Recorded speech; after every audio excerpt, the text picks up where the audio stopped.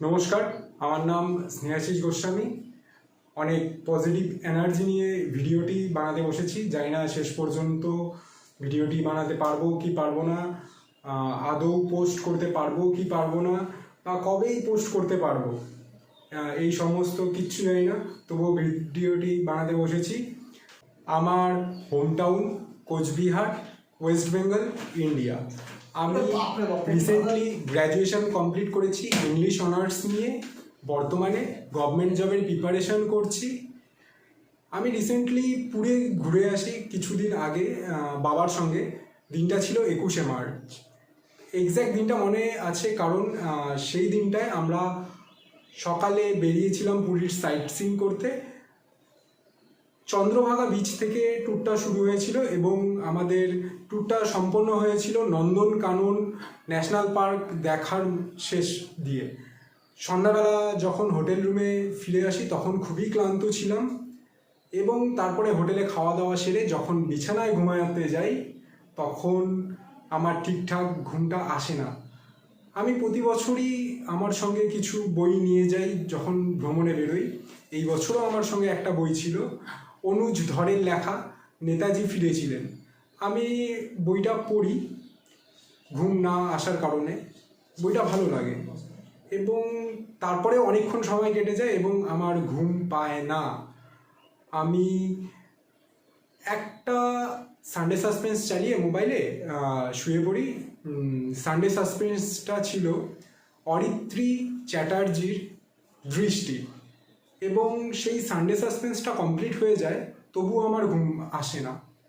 এবং সারাদিনের যে দৃষ্টিগুলো আমার মধ্যে ছিল সেই দৃষ্টিগুলির কিছু কিছু আমার মনে খুব দাগ কেটে যায়। যেমন আমাদের আশেপাশে চলা এরকম বহু মানুষজন রয়েছে যারা দুবেলা দুমুঠো খাবারের জন্য প্রচুর সংগ্রাম করছে, তারপরেও তারা খেতে পারছে না। এই সব মেমোরিগুলো আমাকে সেই রাত্রে অনেক বাধা দেয় আমার চিন্তা ভাবনায় যে আমি জীবনে কী করছি, আমি কতটাই বা কার উপকারে লাগছি। এবং আমার ছোটোবেলার থেকেই গল্পের বই প্রতি একটা আসক্তি ছিল।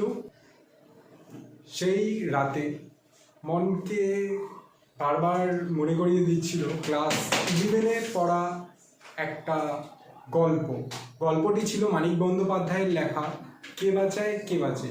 গল্পটির থেকেও বিশেষত আরও একটি লাইন মনকে বারবার দংশন করছিল।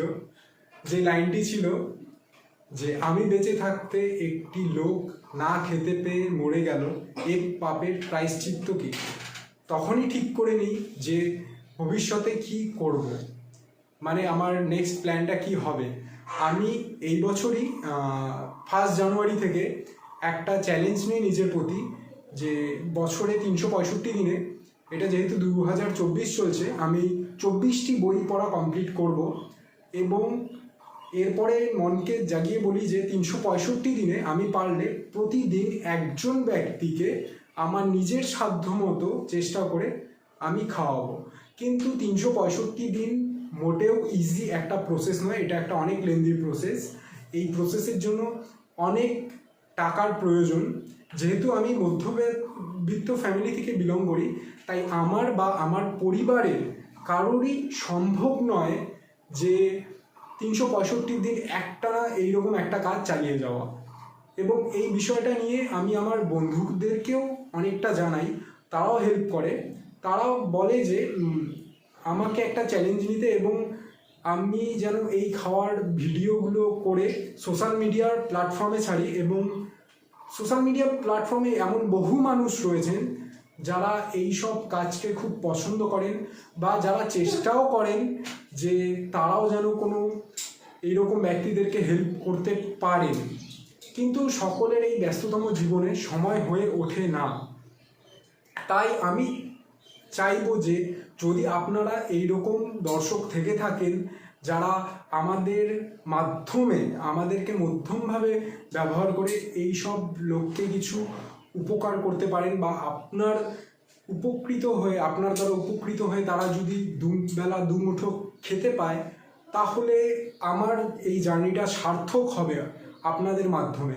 এবং আমি 365 দিন নয়, আমি নিজের সাধ্যমতো 100 দিনের একটা চ্যালেঞ্জ রাখবো, যেই চ্যালেঞ্জে আমি প্রতিদিন একজন ব্যক্তিকে করে খাওয়াবো এবং সেই ভিডিও সোশ্যাল মিডিয়ায় পোস্ট করব। এই চ্যালেঞ্জটা যদি আমি সম্পূর্ণ করতে পারি এবং এই চ্যালেঞ্জটা সম্পূর্ণ হওয়ার সাথে সাথে যদি আপনাদের সহযোগিতা পাই, সহযোগিতা এবং অর্থ যদি আমার কাছে পর্যাপ্ত পরিমাণে থাকে, আমি আপনাদের কথা দিচ্ছি যে আমি এই কাজটা 365 দিনই চালিয়ে যাব। তাহলে যদি ভিডিওটি ভালো লেগে থাকে এবং যদি মনে করে থাকেন যে আপনি বা আপনার জানাশোনা এইরকম কেউ আছে যারা এইরকম ব্যক্তিদের সাহায্য করতে চান, কোনো মাধ্যম খুঁজে পাচ্ছেন না, তাহলে আমাদের সঙ্গে যোগাযোগ করতে পারেন। আমার ইমেল আইডিটি দেওয়া থাকবে ডেসক্রিপশনে, আপনারা সেখানে মেসেজ করতে পারেন। ভিডিওটি ভালো লাগলে শেয়ার করে দেবেন, লাইক করবেন, চ্যানেলটিকে সাবস্ক্রাইব করে পাশে থাকবেন এবং সঙ্গে থাকা বেল আইকনটিকেও প্রেস করে দেবেন সমস্ত ভিডিওর নোটিফিকেশনগুলির জন্য। আমি আশা রাখবো যে ভিডিওটি পোস্ট করার 2 দিন পরে থেকেই যেন আমি 100 ডেজ হিসাবে প্রতিদিন একটি করে অন্ততপক্ষে শর্টস আপলোড করতে পারি এবং আপনাদেরকে বোঝাতে পারি যে আমরা অসৎ পথে যাচ্ছি না, আমরা সৎ পথের মাধ্যমেই কাজটা করছি এবং এই কাজটি সম্পূর্ণ নির্ভেজাল হতে চলেছে। ধন্যবাদ।